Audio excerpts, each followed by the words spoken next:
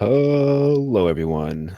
Welcome to the Mind Clash podcast. This is one of your hosts, Kale Decadence. Today we've got a pretty jam-packed show lined up, but that's good. That's good stuff. So with me, as usual, we have Mayor Dud. Hello, everyone. Let's see. Also, we have Lexiev Card. He is one of the hosts for the Declarations of War podcast. We also have Morgan Starkiller, who's a DJ on Eve Radio. Hello. Hey, it's Alec. Let's see. We've also got Opus Magnum, also known as Eve Onion News, if you've seen some of that stuff on Twitter. Hello. And of course, I had to invite one of my good old buddies from the Podside podcast, and that's Scott Von Cleef. What's up? What is up? Man, we are packed to the brim tonight.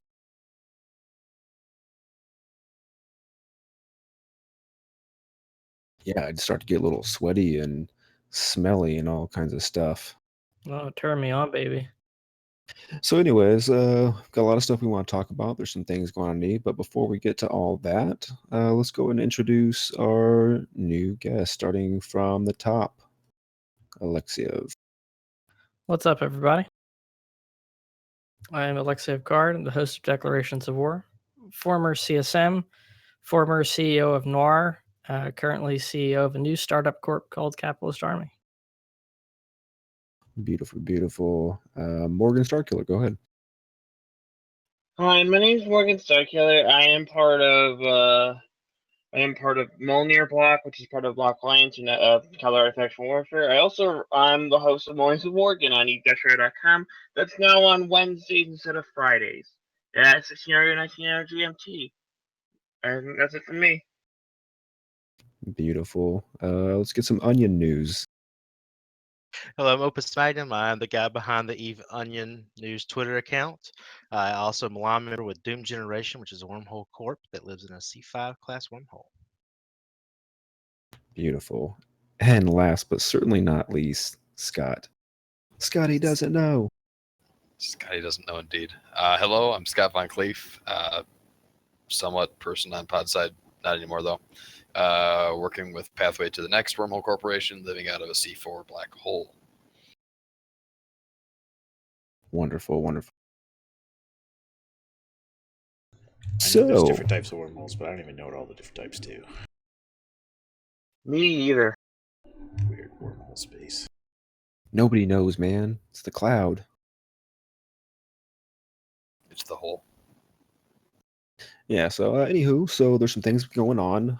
Some of you might know yesterday there was a video put out, or a live video put out by CCP. It was the pre-get-together party of all the CSM candidates who are getting ready to talk for the CSM Summit. So that's going to provide us with some content for this week. But first, let's talk about some news that's going on with Eve. So if you look on the Eve update site, I don't know when it was updated, but I just noticed it on the 14th. We're going to have the YC or the 119.2 update. It looks like we're going to have a few things. We're going to have another special event called the Guardians Gala. Anybody see that? I don't know when they did update that. It felt like a stealth update, but yeah, now that you pointed it out, I've checked it out. Yeah. It kind of went in under the radar. So I'm pretty sure that I looked at it last week and it wasn't there, and then there it is this week. So if you've seen the Blood Harvest or the Crimson Harvest, or what was the one for winter? What was that? Frostline? Frostline. So that it's going to be pretty much the same thing. Essentially, you got the Angel Cartel and the Serpentis Corporation gathering to talk about their drug running and smuggling and all that fun stuff that the Angels and the Serpentis do. So essentially, you're just going to have to go find them out. Concord has given you the location of their bases, and you will go destroy them for skins and loot and stuff like that. I almost said sloot. That'd have been weird. Yeah, a little weird. Would it have been really? Yeah, but prior to that, there's going to be the Society of Conscious Thought Midnight skins, which look pretty dope, and the Venture skins for different factions. I think that might have come out today or no, tomorrow. I'm not sure. I don't pay attention. Tomorrow will be, since that's Patch Tuesday. Yeah. So we're gonna see some dope, cool skins. Manana. I mean, can we just take a minute and appreciate how good these skins are? The SOCT Yeah. skins. They look Yeah. glorious. They are sexy. So I imagine that we're gonna see those for the Gnosis, the Synesis, and what's the other one? The what? The Apotheosis. The shuttle. Apotheosis? Apotheosis. Apotheosis. So say we all. Let's do a quick formal poll. How many skins have you purchased in the past 3 months? 1. 3 months. I purchased all the Rosada skins, the pink ones. Okay, in terms of this past 3 months, I'm gonna say like 40. Oh I god. think I've purchased Jesus. one in the past 3 months, but I went on a big skin buying binge last year. So Last year, wow, I two, bought by the end of the last year or so, I bought like probably over 100 skins. Oh, that's intense. I was gonna say like maybe a dozen in the past. Maybe in the past year, I probably got a dozen to include Quoth. Well, to be fair, I love skins, so it's different. Who doesn't? Well, we know exactly who CCP was marketing to then. Exactly. I think skins are a great vehicle for CCP. I'd like to see them put out maybe a different release cadence, take more of a League of Legends-ish approach to it. Release like one skin for one ship, but do it like every couple weeks and just really hype it up, put a lot of marketing into it, get nerds to buy it. And I think that's going to do wonders for their bottom line. Are you trying to insinuate that CCP knows how to do marketing? I am not, sir. I would hope never they make such do. a spurious assertion on your show. How dare you? I mean, I've shared the same shows for 10 plus years. It's nice to have a different thing I stare at when I'm actually in the, station. Yeah, for sure. So besides the SOCT and the Venture skins, also with that February release, we're going to have some user interface updates, specifically for the like when you buy something and it pops up showing you your money ticking down in the wallet. You're going to see some tax calculation breakdowns. I don't know if that's going to be optional or if that's just going to always show up, but it looked pretty cool. It's going to show you like what the taxes are going, depending on if you're an alpha. It showed alpha. I don't know why that mattered. Do alphas pay different taxes? I don't The think picture so. But they showed. definitely don't have like a lot of skills to help them reduce it. I don't know. The picture showed alpha something or other. It was kind of weird. But also improvements on how the blueprints are displayed in the industry window and an option to buy missing materials. So when you're building stuff in the old blueprint machine, you can see what you need and That's click pretty cool. and Actually, you buy. know what? Going back to your question about taxes, it looks like they do in fact pay a tax. I went back and took another look at that screenshot. I don't know how else to read that. Yeah, exactly. And I It reads feel like a tax, yeah. I feel Well, as though maybe someone needs to stand up for alpha rights and the unfair taxation on alphas. Well, that's just part of it, right? I think they didn't want alphas coming in and taking over some manufacturing bit or just having a ton of alphas. So I think they do have a tax that Omegas don't have out of the gate. Industry alpha True. tax, additional 2% tax on industry and science job. Well, look 2% at isn't La much. Ti Da. That's not much, but As we're walking a fine line. Remember, this is a top politics-free show. Very fine. Very I'm fine actually line. fine with it. I do think alphas need some strong incentives to upgrade, and there are very compelling gameplay reasons to not make them on a level playing field with Omegas in many Yeah, ways. I think this is but I probably don't- one of them. I don't think that would make me be like, oh, you know what? That 2% is killing me. I think I just better upgrade. Well, if you're Yeah, an but- industry player, it might. Yeah, industry players are like known for like their, attention to detail. And if there's a cent they can save, they're going to save it. Min-maxing. Mm-hmm.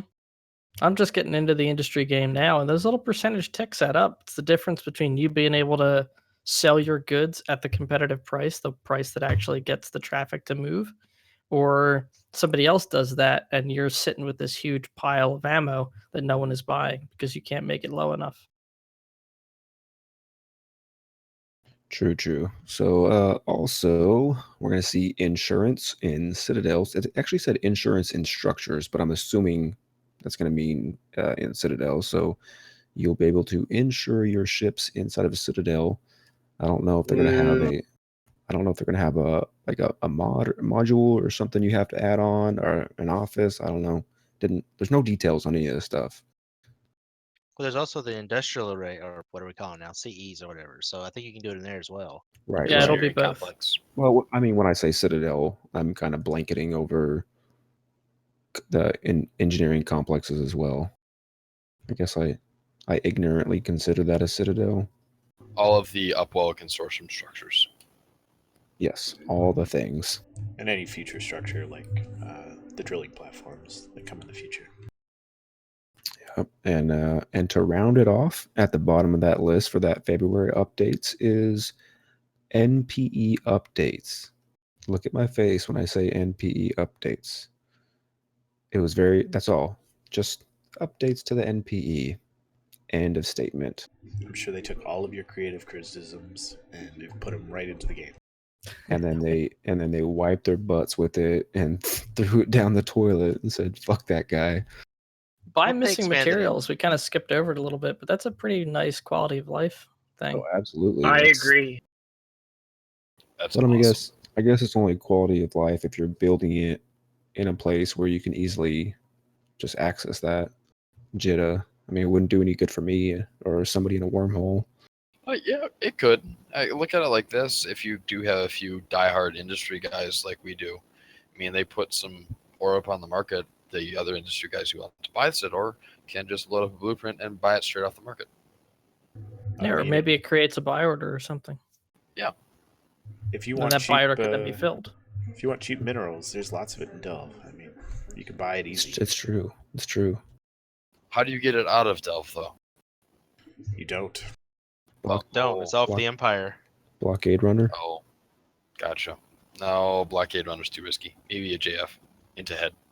I tell you what, you say that, but I once made a very ballsy maneuver in a blockade runner all the way from Tenal down to Mencia, and I almost got caught by a Dictor, but somehow I had an energy neutralizer and I kept nuding him out, and I kept after burning out of the bubble, only to get bubbled again, and I'd afterburn out and I'd nude him out and I'd just make it out of the bubble. 5 bubbles I went through in a blockade runner and I made it. That was fun. Live dangerously. Oh, I was just sweating. My hands were sweating. I was like, oh my God, what's happening? But I made it through. Did That you was get in the combat Afghanistan. shakes? Oh, I did. I was in Afghanistan at the time. That was the most combat experience I had the whole time there, man. Not even lying. Not even lying. Are you still in Afghanistan? This messy room behind me? No, I'm back home. Oh, Yeah, I've been back for almost a month now. yay. Oh yeah. So anywho, let's see, Merdud, you had put something in the show notes regarding the myth of a decisive victory. I started reading it a little bit. I guess it was in the aftermath of a Talking Stations episode, which I also conveniently missed. So I'll go ahead and let you take lead on that one. Yeah, so the story behind this is Talking Stations 2 weeks ago. Matterall had, I think, Jintan and Pearl God Legend and Dunk Dinkle on the show. They were talking Sov near the end of it. And they were recapping a bit of the end of the Catch Winter War. And Pro God went into detail about how he felt that the current Sov and Entosis gameplay directs large wars towards a single or a few single point conflicts. Now, this goes counter to the design decisions that have been taken in Tosasov to split up battles, put small battles over all kinds of different grids. So therefore we don't have huge amounts of tie-dye and we can actually have some interesting fights instead of lag fests for 10 hours. But as we know from talking about the Catch War, and if you were there personally, several of the battles became very laden in tie-dye, especially the F4R fight, and they became 10-hour brawls.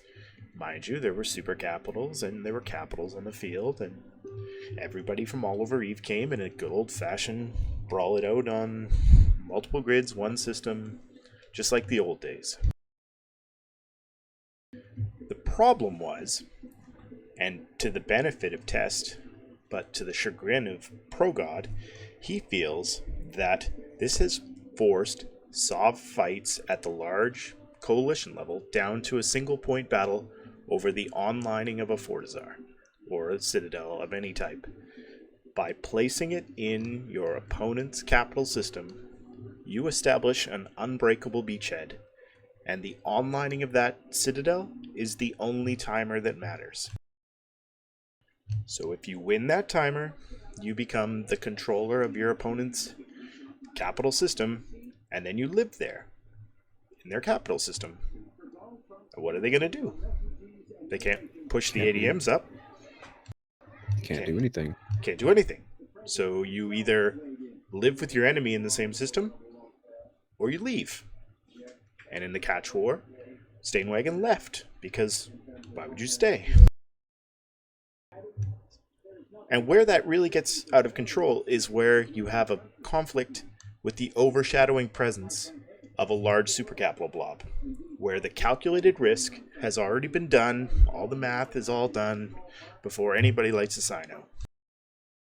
There's very little risk, there's very little challenge there's challenge, but there's low potential that something is going to go extremely wrong, because most well-organized large groups have a good network of either spies, scouts, recon, or understanding of who's going to show up to this battle.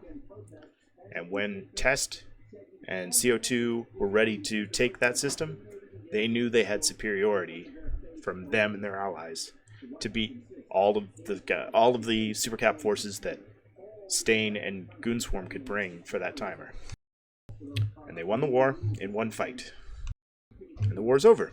It was a 2-week battle, which could have easily been months in the old days under Dominion, where the real crux of the article that was written by Arendis comes into play, where ProGod views old wars like Fountain and the old Delve campaigns as a land war. You would start taking systems, one system at a time, and advance your line, and slowly you'd get to...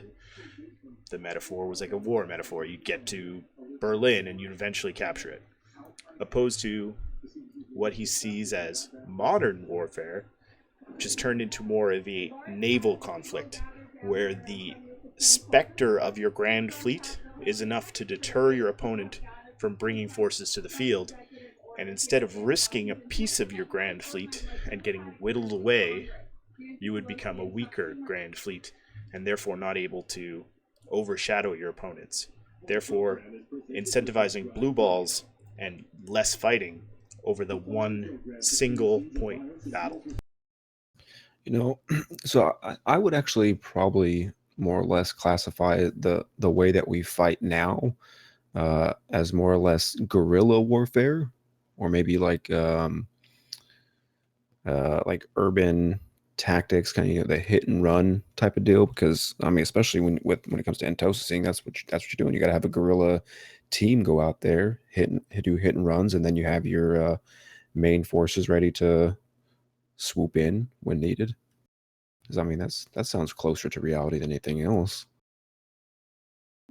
So the second part of that is, you're right. The guerrilla warfare of Intosasov is completely real. You can just jump in, and you can take a system here, and if the defenders come to defend it, you can just leave. I don't want to take it today. I'll try it again tomorrow. Maybe you won't show up. But that isn't. There's no real purpose to that. Like, the TCU has no value. The iHub controls the ADM, and most critically, in ProGod's opinion, the sinusoidal field jammer. which prevents you from sinoing in capitals, friendly or hostile. And the stations, like, we have citadels, we don't need stations. So he feels that Sov fights are only over the iHubs that involve Sinojam systems, and that was an important factor in the Tribute War, as they were fighting critically over the Sinojam systems in the Yumi pocket and the AW1 pocket, and that those fights were really interesting, but they were still single-point conflicts over those iHubs, right? A little bit of Entosis fighting, but outside of that, single-point battles over Sov, or not over Sov, sorry, over citadels. So this is I knew I was hearing this from somewhere. I was listening to this on a podcast this morning, and that was Declarations of War, was it not? Talking That's about correct. the iHubs and TCUs. What was your thoughts on that, man? Um, Or was it your thoughts, or was it Jintan's? it was a mix of thoughts? both. Yin kicked it off, and he has because he had a discussion on the podcast that you guys are referring to, and we sort of continued that on Declarations of War. We could kind of pick his brain a little bit more.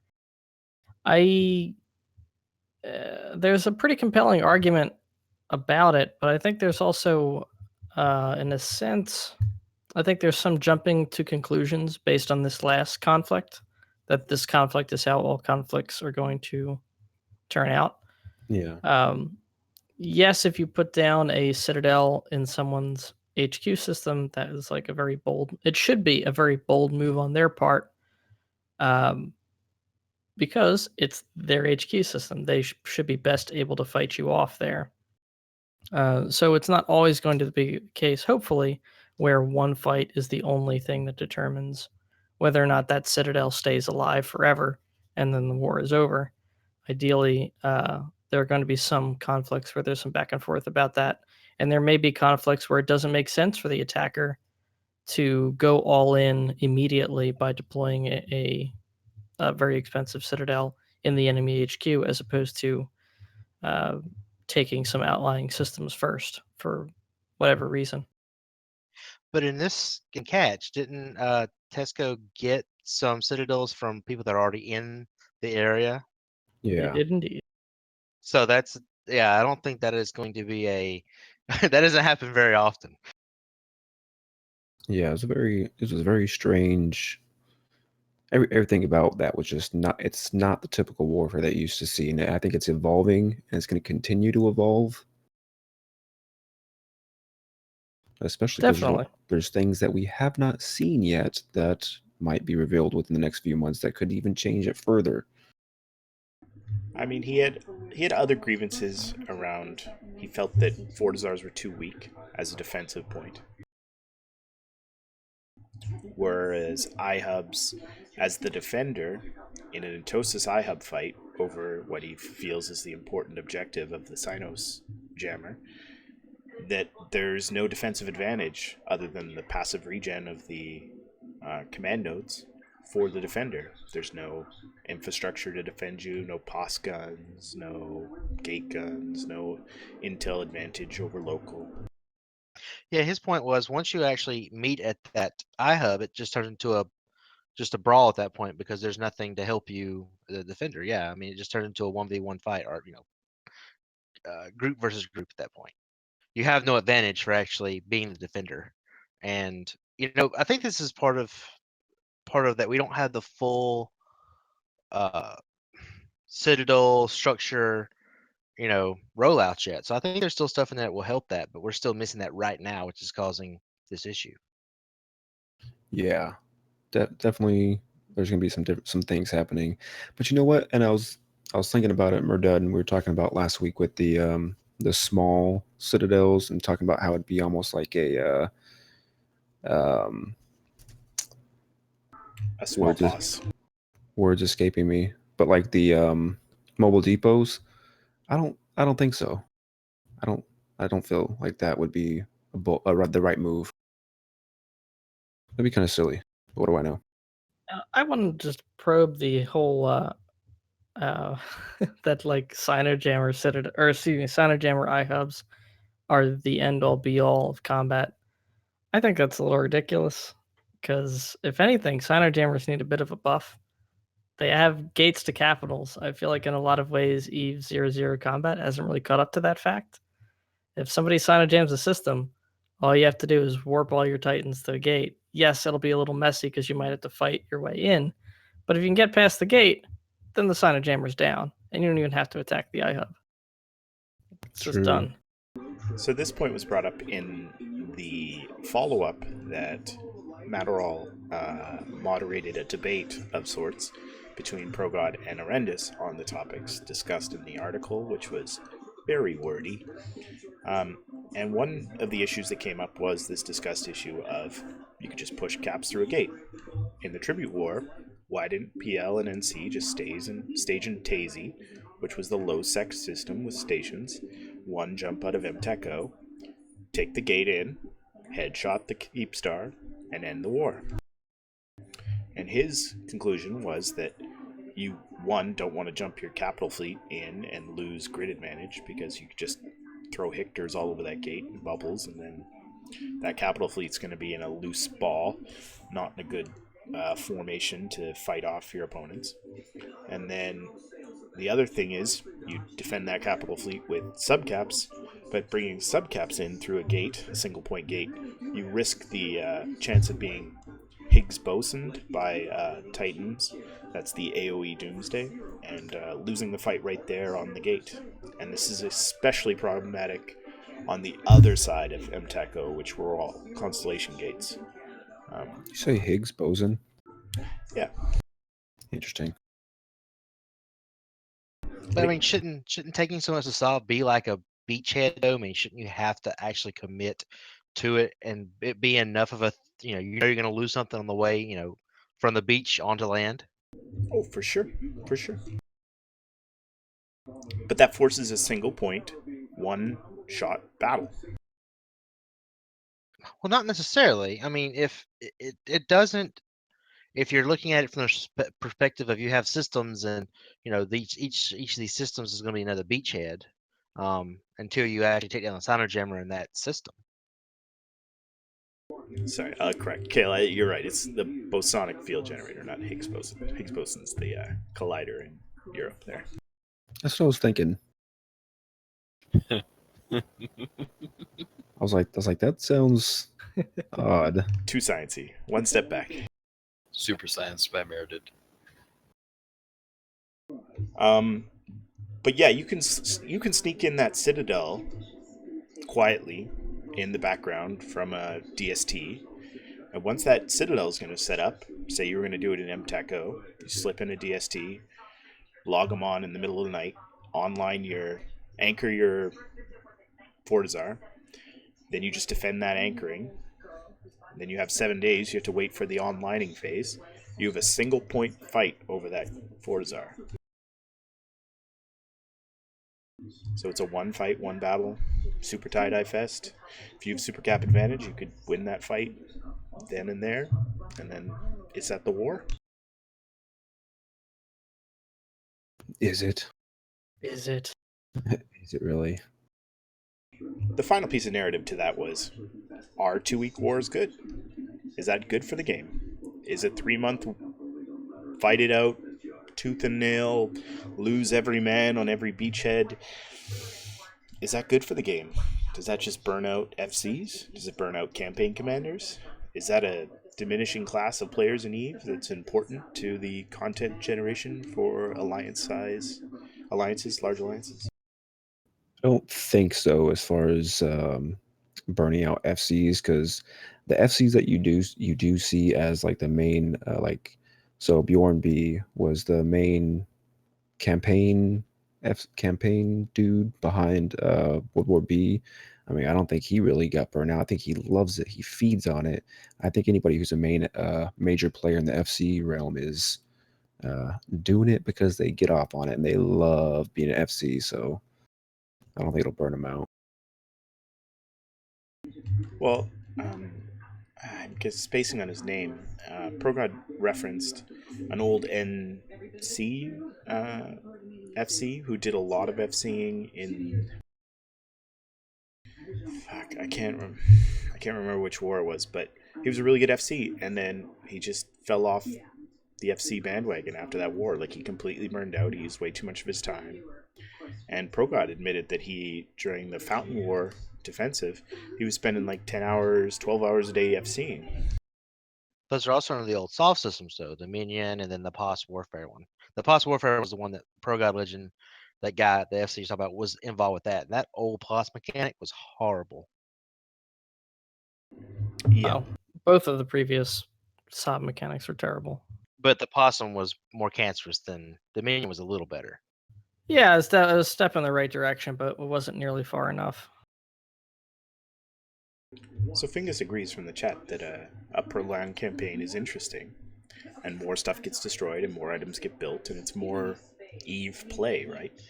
But I think there's some consensus out there that the Entosis gameplay isn't perfect, and that we could tweak it to make it better, and that one of those things ProGod's trying to say is, let's make it better so that we have longer wars that don't involve you playing for 8 to 10 hours a day. I think here's what it ultimately has to come down to. The length of the conflict should be decided by the defender's willingness to fight back, and not because of a hit point grind or another artificial mechanic that extends the game. It should be the case that the war is lengthy because the defender fights back, refuses to give up, challenges timers, etc., and not because you need 7 weeks worth of man hours to cut through SOV structures to get from one end of a region to another.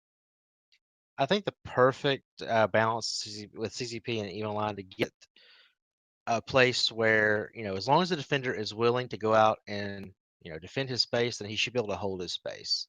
And I think that this new system is another step in the right direction. It just needs something else. And I don't know what, but needs something else to make it a little more in the defender's court, so to say. Once you're in his space, he has the advantage. Yeah, and I think there are mechanics teased into the future. And I'm going to take Jintan's random speculation tweet of the roadmap looks really good from today and just assume that it's full of all these cool content drivers that CCP has not told us about. But You fool. I'm taking it. I'm running with it. It's all a ruse. It's all a ruse. I know it is. Oh, my sweet summer child. It's Fozzie's bait tweet all over again. Exactly. But Did hopefully, we ever find out what that was? Oh no, Nobody knows. it wasn't a Palatine. I tell you that. Wasn't a Palatine. It wasn't a entry into Jove space. Who knows? Did someone go look at HK's rage hole? We sure there's not a Palpatine in there? Ha. Yeah, not getting in that Fort Knox hellhole. Maybe they put a third down. They just haven't told anyone. But hopefully, the structures in the future that theoretically could control local, could control intel, could control delays on cloaks, could control interdiction nullification, could control how many structures you can put in a system. If instead of a Sino jammer, you could put a structure jammer that would prevent any hostile structures from being anchored, then you'd have to have a fight over the structure jammer, and if it had defenses. I want to say weapon Yeah. platforms. Yeah, weapon platforms would be interesting. Isn't a Citadel basically a weapon platform? Or are you just imagining the gun part of the Citadel with none of the other stuff? The Just gun sitting- part. Just sitting there right at the gate, pointed right at your face. Pretty much right at the gate, because they have to help smaller entities defend their space a little better against the people that have more stuff. But yeah, I mean, weapon platform or something like that you could put in a near another structure. Actually, right now you can only have citadels so far apart. But what if you could have a weapon platform to help whatever it is you were trying to protect, or whatever it is that you want to add more defensive capabilities to your structure, even. Yeah. But then there's the whole data issue. There are Yeah, and challenges there, yeah. I mean, just anything that you add for a small, like with a small alliance in mind, you have to keep in mind how a large alliance like Test, Goonstorm, or Brave would use it. Which Right, is they but could use it the exact same way for even better benefit. and they could. But I mean, there's always going to be the M+1 in the whole, small guys, the big guys can even take it further. But it would still allow a small entity, 100, 200 man alliance to be able to hold their space against a larger entity. I mean, PL, NC dot will always find a way. They just right now they're the big guys that are going around kicking over sandcastles. I think that's the ultimate takeaway is that, I mean, there's not going to be any mechanic fix for that. There's always going to be big dogs, and when the big dogs all are on the same side, there's always going to be, whoever the target of the big dogs is. And I think right now the biggest issue, and I don't even know if it's something you would necessarily want to change, is that if you are the target of the big dogs, like say Stainwagon was, why should you hang around? If you do lose that first fight, what's the incentive to form up again and go back into the grinder?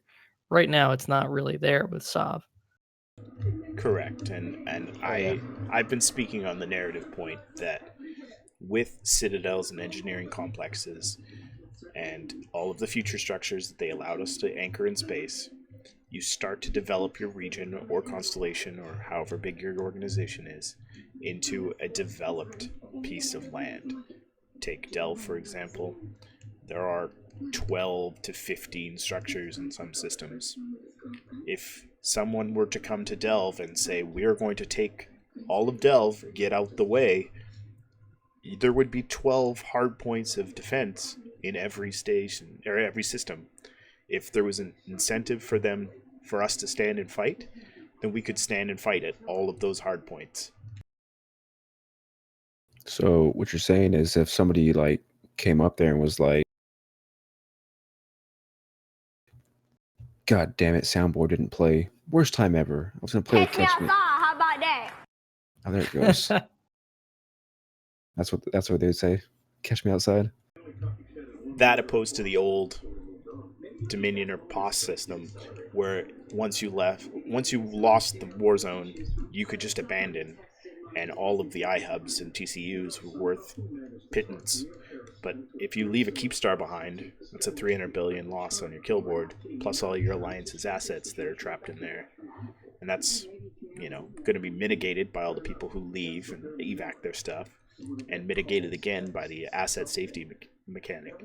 But there are still going to be people who are going to lose stuff in there or not realize, and they're going to have all their stuff locked out for 21 days, and then iterate that upon every structure within a populated region like Delve or Pureblind or But how does that change the situation we're talking about, which is someone puts a fort in your capital system, and the implicit assumption is the person doing that has way more numbers than you, and it doesn't even make sense for you to attack or challenge them. It's a problem with that system, because I think under the Citadel Sov kind of style of gameplay we're under now, is that having all your assets is a reason to stand and fight. But if your opponent gets a hard point in your capital system, and you have to wait 7 days to break their hard point from all the reinforcement timers, and in that same time they can place a redundant structure, I think that's a weakness of the Sov system, that the defender should have the advantage to just, nope, you can't be here. Find a new way to knock us down. Have some Sov fights to knock us down. Push us out of our outlying systems to get an Astrohouse or a Fortizar that you can stage your capitals from, so you can Sino into our deeper territory. Yeah, it could do something like where the Sov holder has to authorize citadels above a certain size. Or maybe they just can't be placed. I don't know. I would like some kind of system where you could allow potentially neutral entities, if you don't mind them, or blues to also anchor stuff in the area. I think that's cool to have. But then somehow balancing that with being able to say, no, not this Citadel, because we don't really approve that. If you want to put Yeah. it down, you have to somehow destabilize our Sov in some way Until- to get that beachhead. Until he turns out to be a spy. Wow, that's part of the And- game. oh, there it is. I'm fine with that. I mean, without putting my junior tinfoil developer hat on, you could go other ways with like tying Sov to a constellation instead of individual systems. You could tie, like I was saying before, you could have a structure that could block hostile or any anchoring of like a Sino inhibitor, but for structures. Maybe that's TCU's job now, not just a signal that you have SAW, but maybe that's part of it as well. For sure. It's definitely a good place to put it. Absolutely. Well, any more on that? I have some thoughts on fighters and stuff, but we'll save that for a future show on Capital Mechanics. Ooh, fighters. Okay. Yeah. I was going to talk a little bit about something in regards to a dude named Rusty Horn. I wasn't so much interested in that story in particular, but I just want to know, does anybody, I don't know what WikiLeaks is. I'm assuming that's, I don't know. What is WikiLeaks as far as WikiEve? Was ist das? Well, like WikiLeaks, like Julian I mean- Assange's website. I mean, I know what that is, but apparently there's a WikiLeaks for Eve. There Is- is. I'm assuming. So let me pull it up. That's So the skunk, right? all I'm seeing is there was just a story about some guy who they thought was a spy, but it all appeared on WikiLeaks, but it's like Wiki leaks. Is that a thing? The E corresponds to escalating entropy. Ah, so it's not something that would necessarily be for everyone. They're at war with a couple of entities in Cloud Ring at the moment, so that's probably Okay. part of a propaganda war. Okay, don't care. Moving along. So another thing that I saw on Reddit today was fix your Eve Gate settings. I don't know that many people use Eve Gate, but if you do, gate.eveonline.com. I guess the way it's set up, it shows like some of your social activity. So I'm going to go ahead and post a link. Copy link. And I'll put this in the chat. I just got a new keyboard, so it's kind of funny. But essentially, you want to go and change all your broadcast log settings to make sure that everybody else that might look at your stuff on Eve Gate can't see who your contacts are and who you're talking to, because by default, it's there. So click on that link and make sure your settings are correct. PSA. So not only do I worry about my Facebook privacy now, I got to worry about my email line privacy now. Yeah, right? Is this like that time I ignored our own warnings and then I got locked out of my accounts the next day? Probably. Shit. Oh, that sucked. Yeah, I'm glad somebody said that because I had to actually make sure and all my stuff was up to date. I just wish that I listened to my own advice. Does anyone even use EveGate anymore? The only time I Uh, ever do it is to check my email. Yeah, that's all I use it for is check my mail. Just if I'm needing to not log on real quick. I checked my mail on the Eve app today, and one unfortunate downside is if you're in any mailing lists, you get spammed with all the mailing list mails as well. It's horrible. It's really horrible. Unfortunately, when you send an Eve mail with the new Eve app, it also shows up as a notification that you sent mail to yourself, which is super confusing.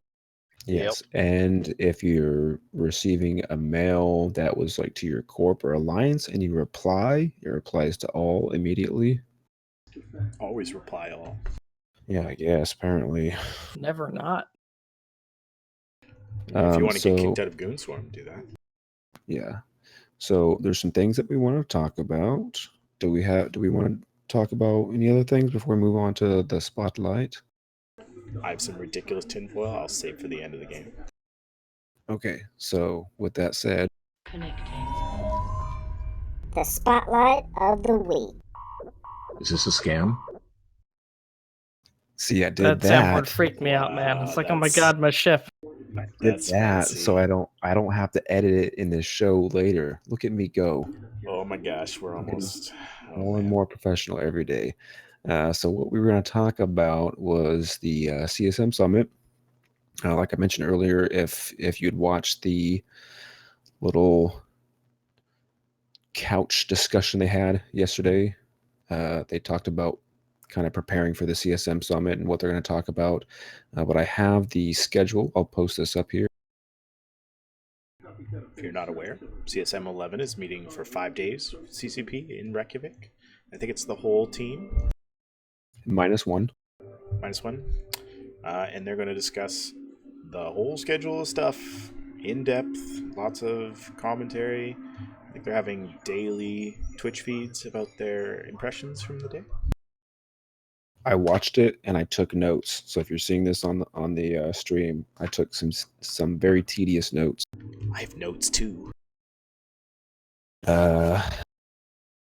So essentially, some of the gist that I got from them. So the schedule I posted up, and we'll go over that in a minute. But from what I understand, most of the CSM members don't like the new Rorqual mechanics and the panic button. They think it's too OP. You're saying that our elected representatives don't like the only invulnerable ship in the game to be offensive? Right. Can't see why. Yeah. So there's definitely some issue with that, and I think as you were watching in the chat, because it shows the Twitch chat replay, a lot of people agree with that, and I don't disagree. I think the I mean, interceptors are fine.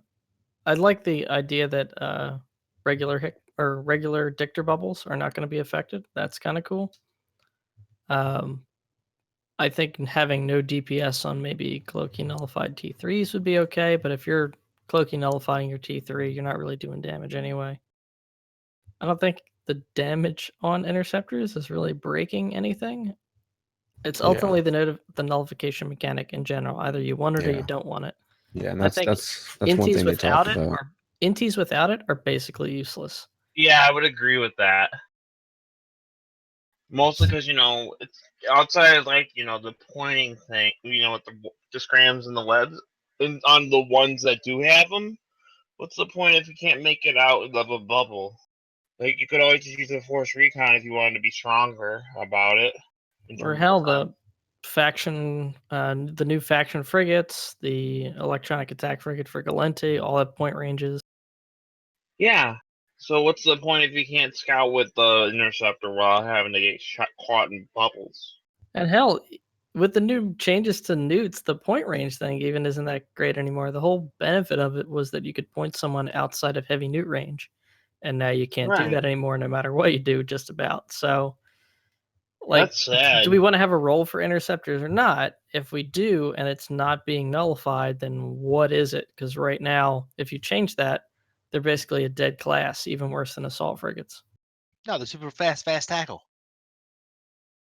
Yeah, and that's one thing that those guys talked about was the nullification issue. Some of them felt that if you have a ship that's nullified, maybe you should have a penalty. Maybe you shouldn't have DPS, or maybe nullification works for stationary bubbles like a warp disruption array, but not for Hictor. I mean, they just threw around ideas. But real quickly, before we go into too much details, I'm just going to kind of go over some of the other things they talked about.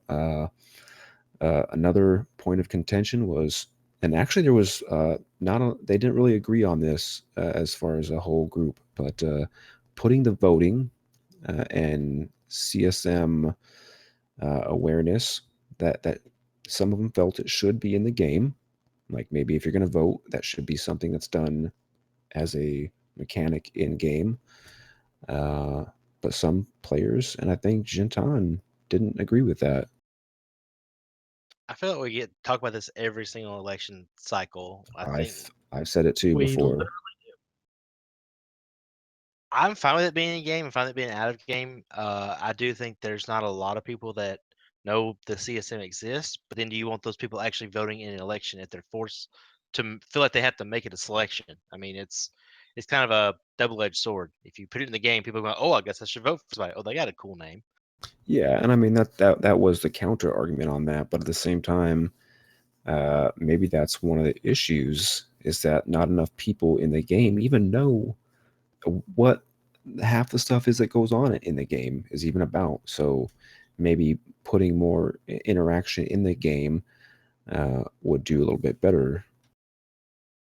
But do those people really even care about the?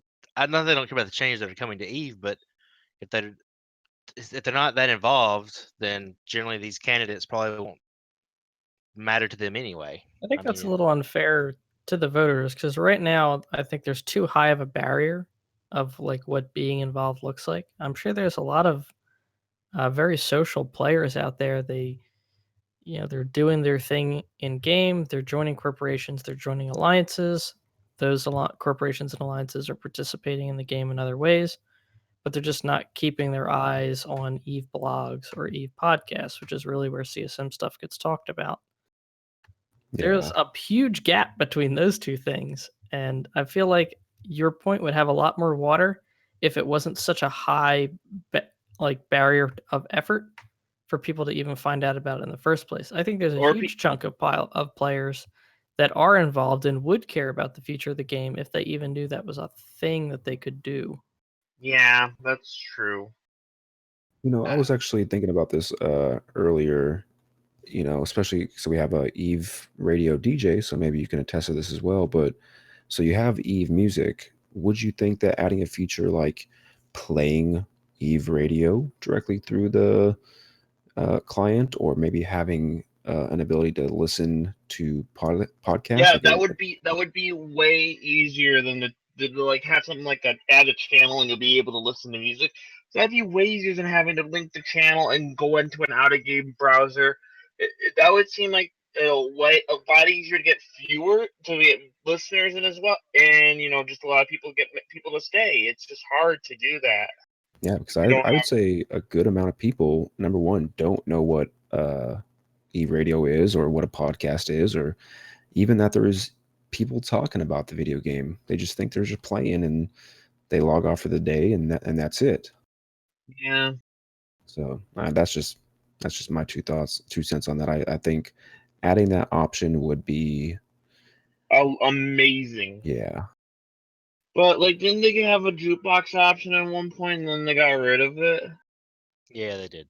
Yeah. Yeah, that jukebox was not the feature rich thing we all hoped it would be. No, you basically They should retool it at some point, maybe. Well, Maybe you should go. Maybe. I'm So anyways, I mean, I understand your point, Alexia, that that there is a huge gap there. But my point is that you're gonna have a bunch of people just feel like they should vote because it pops up, and they're gonna feel lost. Like, what is this? They won't care. They won't. Right. I'm not saying it's not a good idea, but we're already. I mean, CCP already posts stuff up on their launcher, which is new. I mean, it's fairly new. I would like to see some statistics on actually how many people are actually voting. I think if you had a voting system where in the run up to the election, prior to the votes, that you could, as a candidate, put up a link or a short paragraph about yourself that you could collapse down and see, hi, I'm Jin Tan, I'm a member of Providence Block, one-term CSM member, these are the things I stand for and I've spoken for, these are why you should re-elect me, and it's 1,000 words on himself, and it links to his forum post, and that just can collapse down, and then that's part of your STV voting ballot. I'm cool with that. I would be cool if there were actually like. I mean, it sounds dumb, but like there were some debates between certain people and certain things to talk, or like a video thing. But you sure. can't expect CCP to be creating all that. That's what the player. No, media I is mean for. like the player can make it, and they like give it to like CCP, and then they put it in the game or something, like an ad. Like, you know how you have like those ads in Station? Do something like that. Right, Like but the point of CCM is to be a focus group for CCP. I mean, That debating is your not stance the on- role of the game. That is not the role of the CSM. Okay, There are well- focus groups, but they are not the same thing. Okay, I misspoke. Very general term, but the whole some of the point is for them to actually communicate between us, the players, and CCP, and then for them to talk to us, the CSM, about the upcoming ideas and get an idea what the player base will think. There's a whole anyway. What I was saying though is that them debating over what they want to see or what they can't change anything, and they're not junior devs. So debating doesn't really have a place in the CSM election, in my opinion. Fair enough. Yeah, Yeah. it's kind of hard to The debates pinpoint are that a little. Yeah, I mean, I'm speaking as a podcast host who's put on, I guess, more debate format shows than most. A lot of folks go for like interview style. I always tried to go with a thing where we had like multiple candidates on and sort of pitch them a topic to talk about. I find it's useful less in their positions, although occasionally you'll get candidates who have some really out there views on certain things that maybe the rest of the player base would not feel comfortable being so close to CCP's ears. But usually it's good for getting a feel of someone's temperament, their willingness to be open to other ideas, their articulateness about communicating their ideas to other people, whether they can handle criticisms and that kind of thing, whether they're defensive or not, how well they communicate in a group, participate in a group. All those sorts of things do come across. So I don't want to completely discount the value of them, but I definitely agree with you. The value is not like trying to pin them down on some kind of specific policy, because that's a pointless exercise. Yeah. So to kind of wrap up that point, I think if you actually did put in that functionality in the game, just that one small minor little tweak might actually open up a lot of doors for other things. Because, like, let's say for instance, okay, so Yintan, he puts on his little small advert for why he's running. If you put something like, oh, also host of this podcast where I write this blog, people who didn't previously know about that. So number one, they're finding out, oh, there's this CSM thing. Number two, he writes a blog. Well, number three, he's hosts a podcast, and it'll just open up so many doors for exposure, I think. But I mean, that couldn't hurt, certainly. I mean, there could be better ways for players to link their in-game characters to out-of-game resources, but CCP doesn't do that very well because it often requires a lot of mechanics to be installed in the game or tools to be installed in the game. And Well, I mean, didn't they already try to integrate Twitch? they did. I noticed that a little while ago. But It's still there. It's been there for a while now, actually. Oh, hello, Scott. Hi, I'm back. Sorry.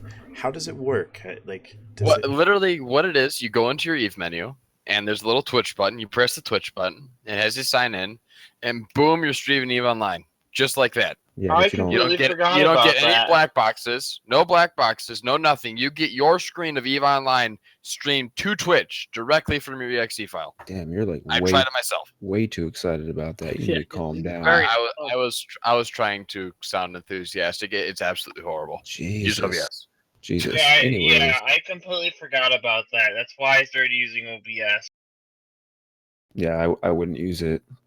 Anywho, so Scott, you want to know where we were? We were talking about CSM Summit stuff, and the next thing that I wanted to bring up was it seemed to be very unanimous that every one of the CSM members likes the idea of the mining fleet style AIs, and they would like to see more of that in order to give more feel of sentience and make the universe feel more alive. I like it. I want to see more of it. Yeah, I'm down. I concur 100%. I was roaming the other day in low, and I was actually too scared to attack them. That's the right choice. We were in like battle cruiser and 2 cruisers, and we had just prior lost a ship in one of the Mordau's research facility things, which has a lot of dangerous, scrammy, webby battleship spawns. It does. And then we warped in on this NPC mining op, and I was like, well, I fought the high cycle one. It wasn't too bad, but I think it's worse in low. And we just kind of died to rats earlier, so let's just like leave and let them do their thing. Yeah. Currently, the API or the AI, sorry, for the API, the AI for the mining fleets is really interesting, and it's complex. Unfortunately, there's not a reward system tied to it that is Right. Yeah. commensurate with the skill and the challenge of those rats. I mean, as long as you don't have like they did when the drifters first came out, and they were like following you gate to gate. Like, okay, let's tone this down a little bit. That's intended. That's future stuff. That's next level stuff. Do you know we're at opportune point? CCP, I know you're listening. Put the AI next into officer spawns. Ooh. They're already supposed to be dangerous. They're currently too easy. And that would be a good testing ground for screwing up some unlucky rorquals in a mining belt. So are you recommending that CCP take this officer battleship that's already pretty decent and have him able to light a Sino? Mm-hmm. Yeah. That would be scary as hell. Mm-hmm. I'm not gonna lie. He drops 4 billion worth of loot sometimes. Risk versus reward. The reward That's is a there. pleasing amount of loot. I mean, the cheap ones are like 600, but obviously if the rats were more dangerous, then the value of the loot would go up. No, I don't remember where I heard it. I don't know if I heard it or read it somewhere, but someone was talking about a drone carrier. Is that a thing? Isn't that the Force Auxiliary already? Kind of a drone carrier? No, but I mean No, like No, like actual rogue drone. like a rogue drone carrier. Oh. I haven't Yes. heard anything about anything like that. There are carrier and dread spawns in Rogue Drone space. They're infested versions. What model do they look? Are they same Galente stuff or? Galente, yeah. Ah, I would love to see a rogue drone like carrier model. That'd be beautiful. I'm looking at it right now. I will link this.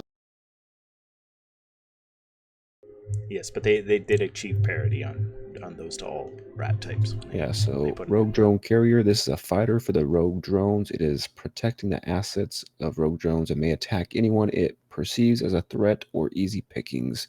Threat level deadly. It just looks like a Dominix. A shitty Dominix. Yeah, you're right. It's But, like yeah. a battleship class, I would think. It's a potato. Yeah, it is. Old potato or new potato? New potato. No. At least the old potato looks like an actual potato. But if you are trying to attack it, it says the AI behavior, it ignores small drones. Anyways, I digress. I've gone to a different level. Where were we? Was there Get any this discussion train back on here. of the new or the upcoming pirate capitals? Let me check my notes. I believe they did say something about capitals. Okay, they said that let's see, many viewers were asking okay, players asking for wormhole and capital rebalance. And I believe I know that somebody was asking me on Twitter about seeing Tech 2 capitals. So, but as far as I know, CSM have not talked about it. Tech 2 capitals sound like they could just destroy everything. Oh, for sure. Oh, maybe not. Maybe they could have like some new role, not necessarily straight combat buff. But to be fair, you think they'd be like overpowered like everything else that is when they're released at the beginning when they start, like a lot of video games? Well, I mean, if you look at some of the Tech 2 original, ships do other things than what their T1 counterpart do. No, but I mean in terms of just like, I understand like I understand like having a specialization, but what do you think people start thinking about ways to exploit it or like meta game every it to Eve a point. mechanic ever. Yes, Yes, probably. but it'll be overpowered as like I would think it might be when people start metagaming to a point where it's like, why would you use anything else? Like unless it's like tackle or a recon.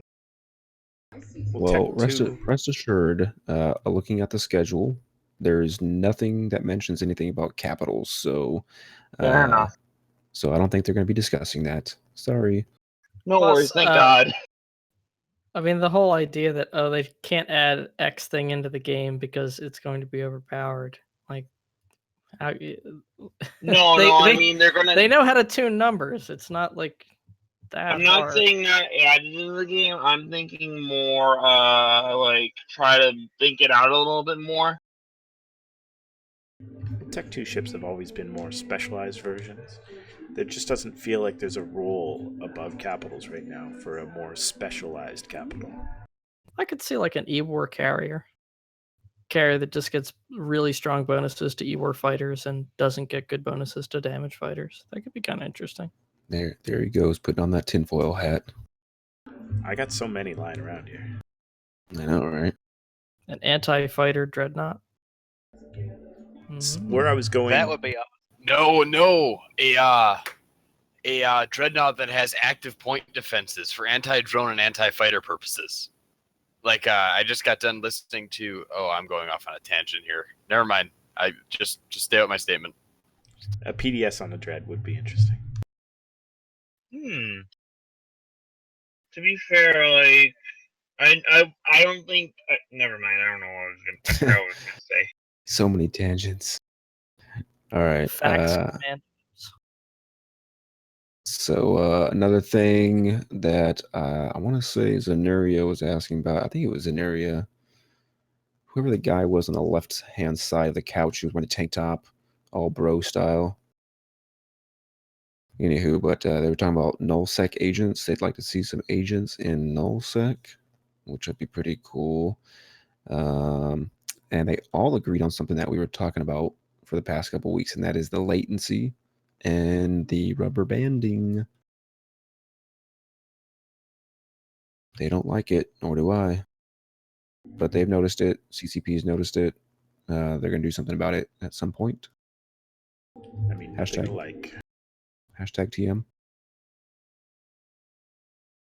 Fair enough. Anywho, blah, blah, blah, blah, blah.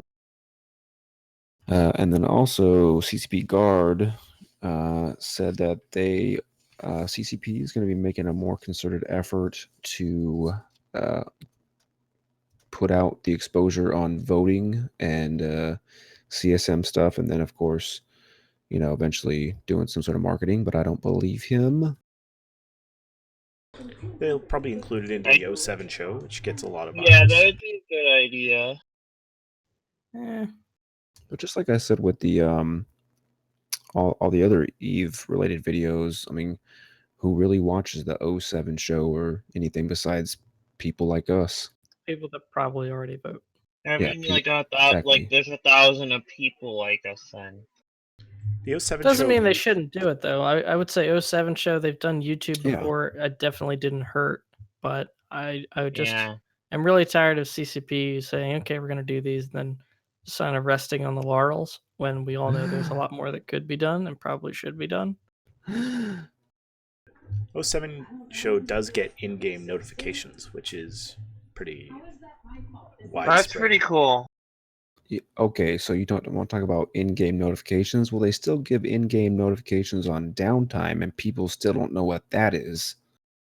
And you think I'm joking? They don't know what downtime is.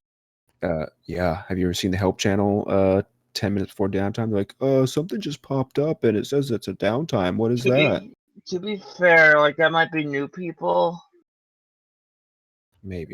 Did you think about it? Because and that's usually UK people, because I don't think like very many people in the US actually wait. I mean, there are people who do that, but you think that people in the US would kind of be sleeping at that point, or most of the US would be a UK thing?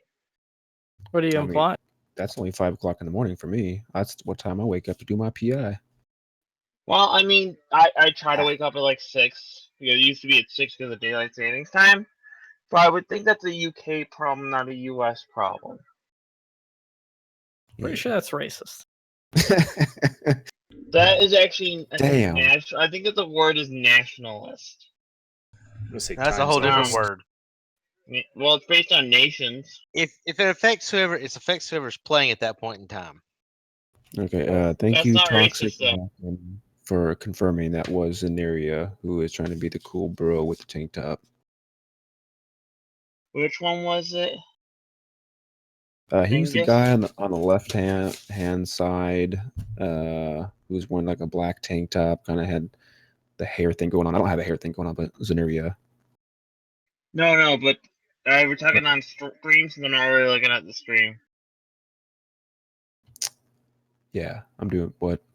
I'm doing both. Anyways, I mean, so that's kind of all I had for notes of pinpoints. So do we want to talk anything more specific on some of those things?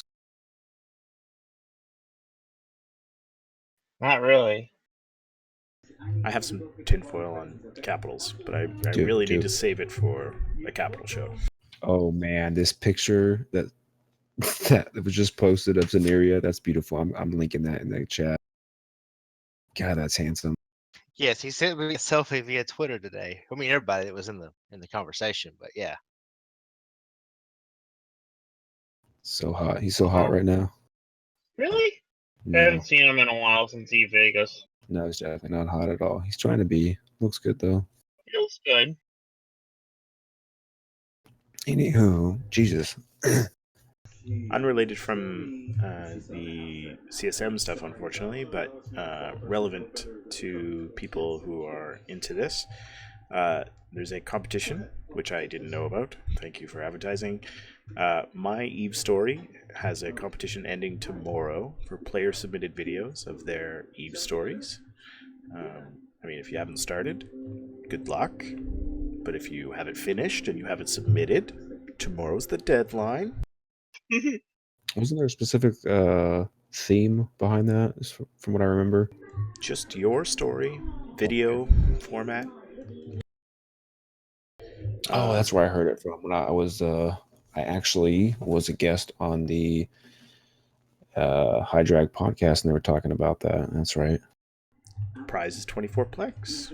And Whew. it's 2 years game time.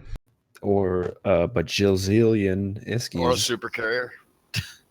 That's a Titan, bro. And then it was 6 battleship skins, 6 cruiser skins, 6 frigate skins, and the new Oh my god.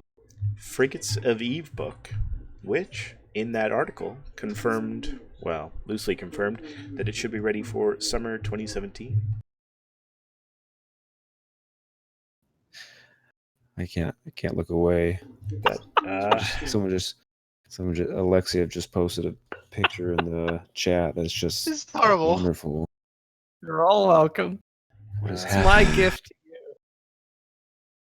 Anyway, so of things that I'm just going to go ahead and go over the schedule of what the CSM Summit's going to look like. So day 1, that's today, which is pretty much already gone by. They're talking about Summit Welcome, Eve Production Roadmap, which we'd all like to know about. Team Webster, which I guess web services, so probably the API, stuff like that. Engagement events. Are they talking about getting married, engaged? I don't know. Will you Eve with me? Will you Eve with me for the rest of my life? Let's see. Then Team Genesis was going to talk about the Inception NPE review. Garbage. And then the Team Psycho Sisters playtest. All right. Who's the Team Psycho Sisters? I don't know. Gen 10, help me, I completely forgot now. Okay, so Tuesday, that'd be tomorrow. We've got Team Psycho Sisters. Again, we'll be improving the UI/UX feedback pipeline. customer support, Ascension Impact on customer service and plans for 2017. I have had a bug report in for 2 weeks now regarding that thing with moving stuff PI back and forth between the customs office and stuff. Okay, anyways, Team Phenomenon is going to talk about mining ops, NPCs, and AI. Team 5.0, which I believe is the one that Fozzie is on, moon mining and drilling platforms, and followed up by Team Security.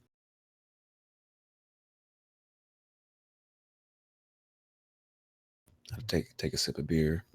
I Wednesday. think they did stuff with cameras most lately. Who? Team Psycho Sisters. Oh, cool. So it might be a Character sheet. camera playtest. Yeah, I like the new camera. Apparently, not a lot of people do, so maybe that's just me. Anyways, the first on Wednesday, New Eden store. CCP is going to figure out more ways to scam us out of our money. Aren't the skins enough?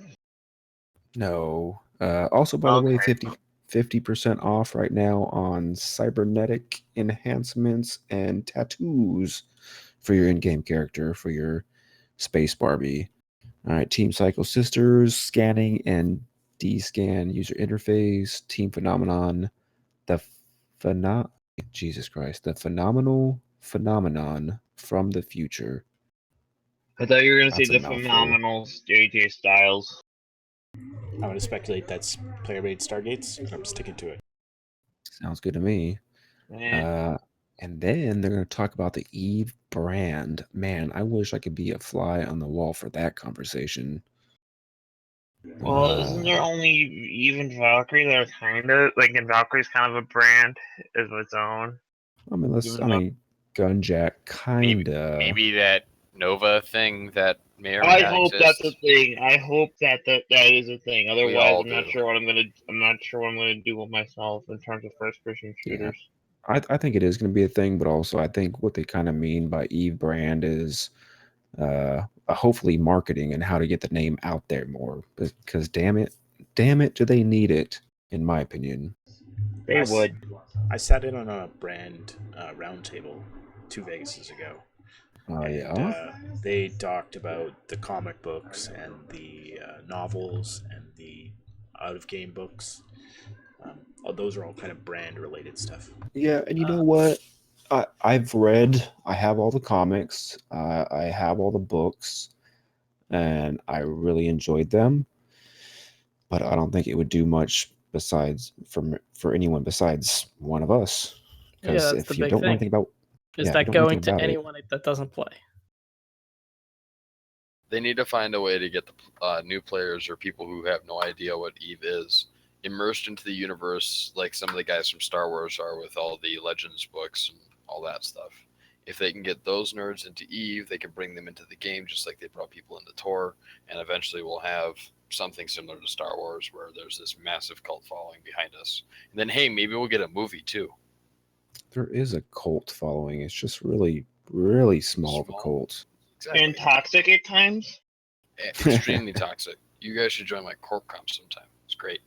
Oh god. To be fair, I think there might be more toxic ones.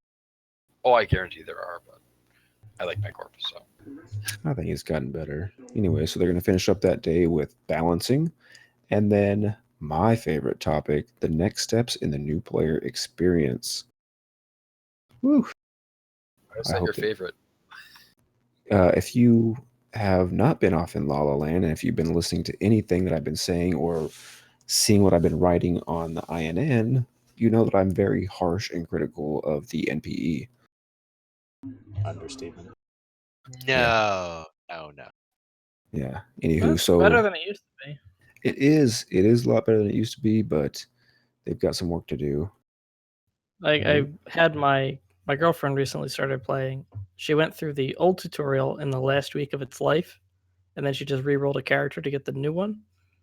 And the first tutorial, she got almost nothing out of it. Second tutorial, she got hooked enough to at least keep playing, and she was able to approach, lock, orbit, fire, loot like without any prompting by the computer before the end of the tutorial. So I consider that a win. Nice. Is she a part of So- the capitalist army now? She is. Congratulations, Alexiv. Anywho's it. So finally on Thursday, the last day of the summit, they're going to talk about metrics, mobile and third-party development, the community, wormholes, project discovery, CSM organizational discussion, and then they close it out. So it looks like they're going to be talking a lot of stuff that's near and dear to all of our hearts. No capital talks, but it'll be fun. And I don't know about you guys, but I actually do read the notes. Oh, yeah. They're worth reading. Yeah. Totally read them. Yeah. And on next week's show, we're going to have the judge and Jintan and hopefully one other CSM member to talk about their experiences as leaky as they can from the summit. I'll have Yin and Bob on. Yep. I'll be tuning in for that show. Anywho, let's see, where are we at time wise? 10:30. Probably should start wrapping things up slowly but Cool. surely.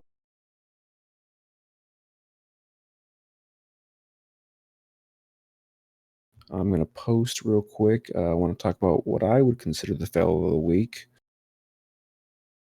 So if you go ahead and look at this link, what it popped up on Reddit was Alpha kills a Loki, but if you look at it and pay close attention, it was actually the gate guns that killed Loki.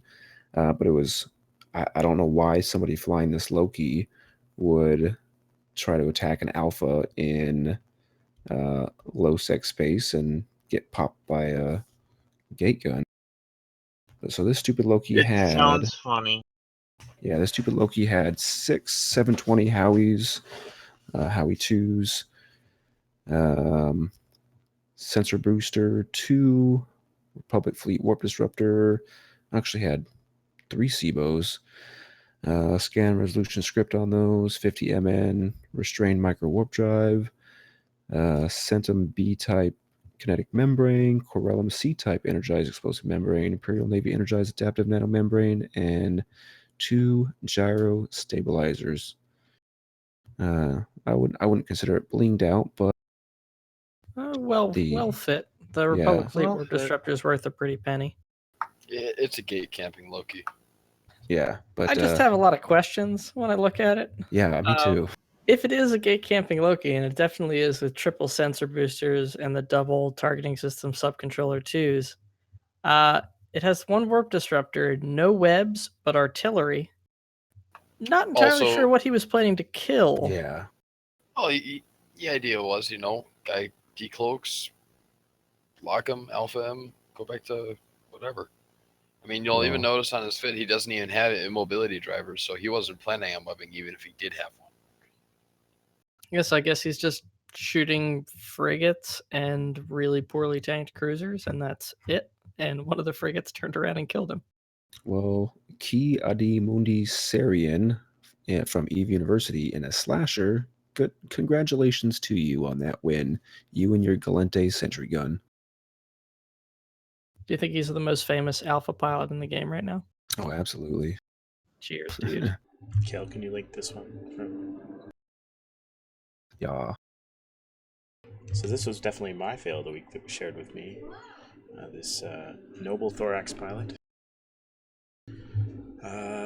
Running a fairly normal fit. It's missing some stuff. It's What's got with the some Capri gaps. charger? So it's all heavy neutron blaster 2s with void, yeah. Damage control 2, yeah. Adaptive nanos, some hardeners, yeah. On the armor, and then he's got a Capri charger, and an afterburner, and a web, and a Caldari Navy scram, bling it out. And then don't fit rigs, because why fit rigs, right?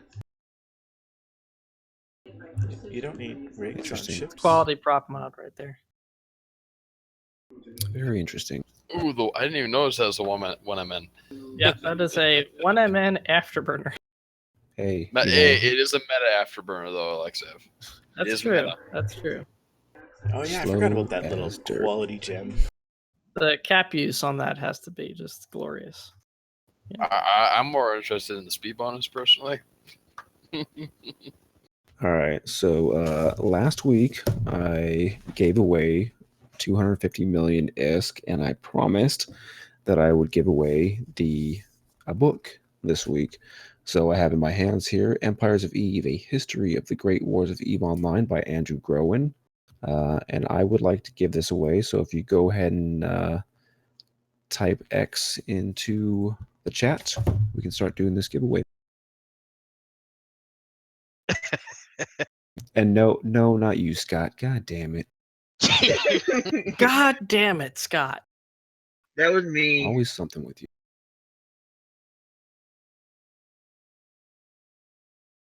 What's the Twitch ID?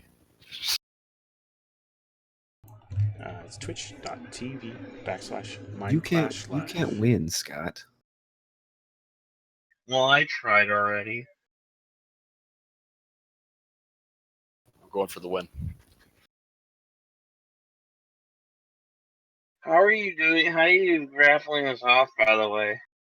So there's like I don't want to call it an app, but an option within the Twitch thing, Twitch deal, whatever. So you just click on the little it looks like a present icon, and I can choose either staff, admin, mod, or user. So I've selected only user based on keyword, which will be X. Casing doesn't matter.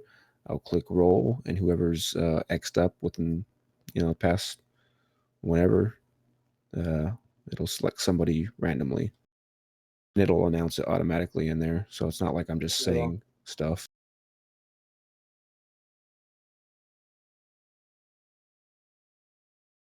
While you're figuring out that, there's a mass test tomorrow at 1700 Eve time.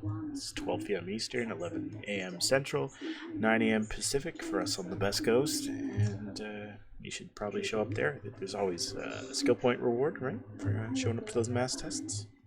2 million SP only on the test server. Aww. Yeah. Okay, so Now, if they made that actual server, I think they'd see a lot more people churning out for this. Exactly. Yeah, So like, that might be an issue with like balancing, I would think. I mean, it already has skill injections in the game now. I don't think it's an issue. So it looks like all 11 people who are watching live have X'd up. So let's roll this bad boy. All right, the winner is K3LLYWOG. Kelly Wing. Wog. Ding, ding, ding, ding, Yay! ding. All right, so Kelly Wog, if you could just send me a direct message with your address, and I will get this fancy dancy book out to you as soon as possible. Great read, by the way. Enjoyed it. Excellent, excellent. Much better than the Internet Spaceships or Serious Business. Boy, was that very slow. Well, it was a very academic look at EVE Online. Yeah. Very, very, very. I'm still reading mine, I swear. Slowly.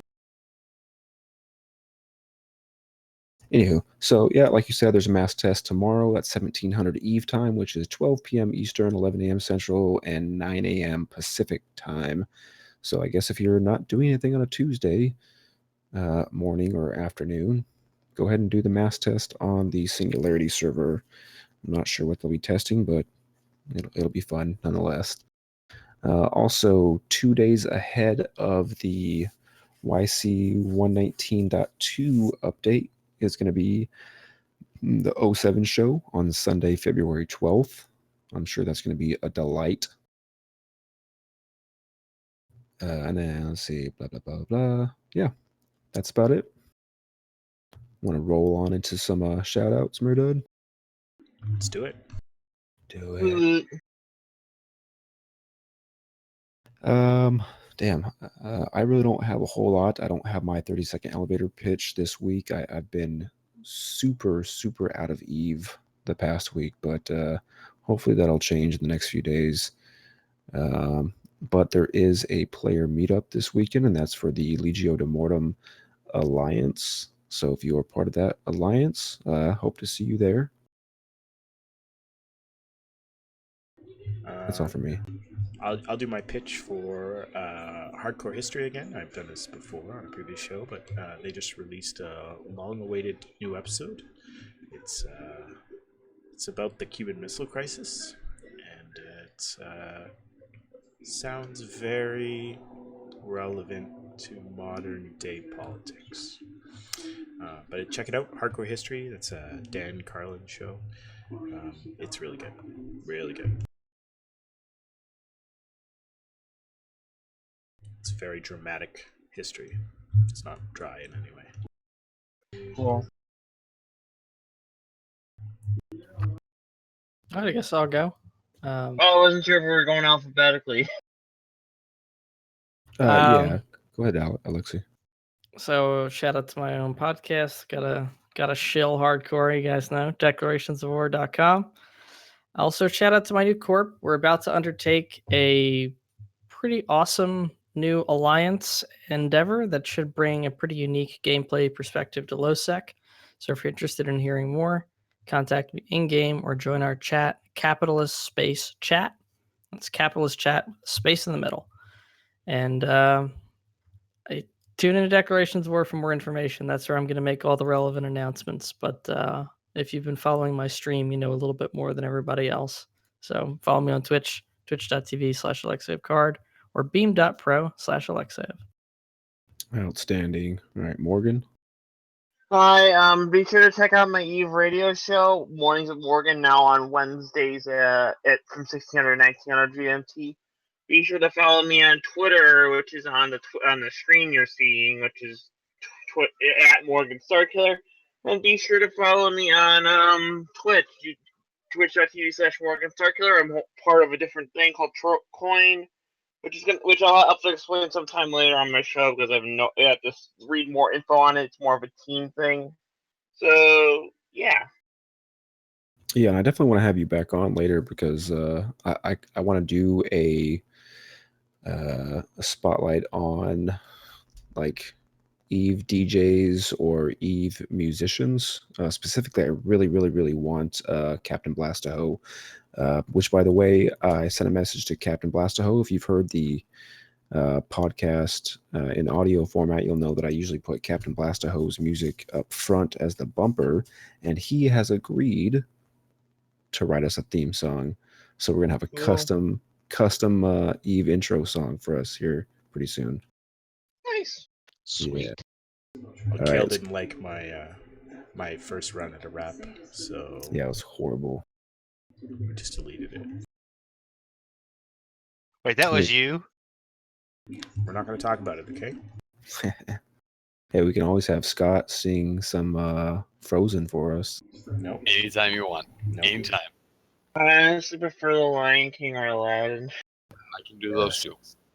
Well, that love tonight. Anyways, go ahead, Opus.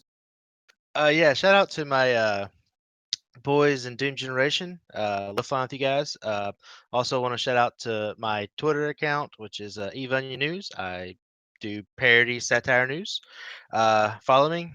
Hope you enjoy it if you do already follow. And thanks for having me on the show, guys. I really enjoy it. Yeah, man. Thanks for having me on too. I appreciate all our guests and all my reviewers. Scotty, why don't you tell us a little bit about what you've got going on? Nothing really. I'm in the military now. I ship out soon. So You're that's not. gonna be You're fun. not in the. You're not in the You know military what? now. I have an idea. I consider myself in the military. Fuck you. Oh, God.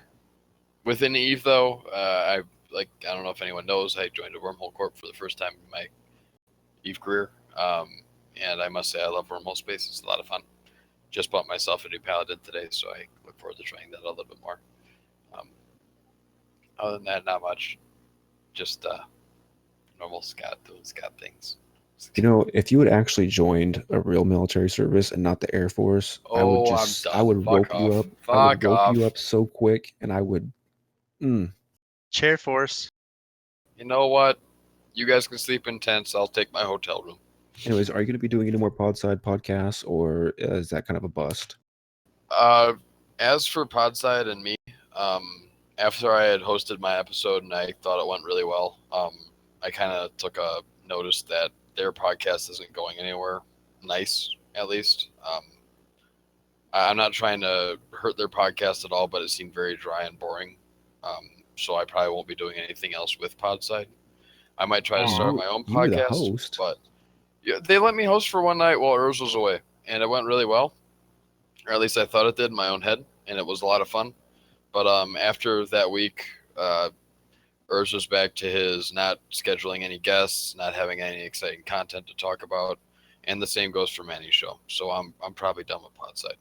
Yeah, I mean, not to knock on any of those guys, but Yeah. I felt the same thing. Like, you know, just it kind of seemed like they're just like, oh shit, it's Thursday. Let me get on my show, and you know, they didn't really have anything planned, and it was like, you know, Exactly. Like I said, I don't want to have any bad blood between the Podside guys. It was a lot of fun while you guys let me on a podcast and let me talk and spew and have a great time. But just looking at it now, it's not what it used to be when some of the other hosts were running it or when I ran it. So if I can find the time and the resources and everything, I'll start up my own podcast and try to have it similar to what Podside used to be. If you know, just a bunch of dudes sitting around drinking and laughing at just about anything and everything around the world and in Eve. But yeah, brother, just let us know, and we'll do what we can to help you out. yeah, as for the podcast scene, I'll probably be on Clueless Space Nerds a few more times. Rafe and Dom have been really awesome to me and let me come on the show and spurg with them. Little shout out to them, by the way. Go listen to them. They're just absolutely horrible, and it's fantastic. Listen if you guys don't listen to it already. But yeah, other than that, nothing really is new. I missed my shout out to the best system in Eve. Best system in Syndicate. Poitot. It's the only named system in Syndicate. I knew that. Did you? I think so.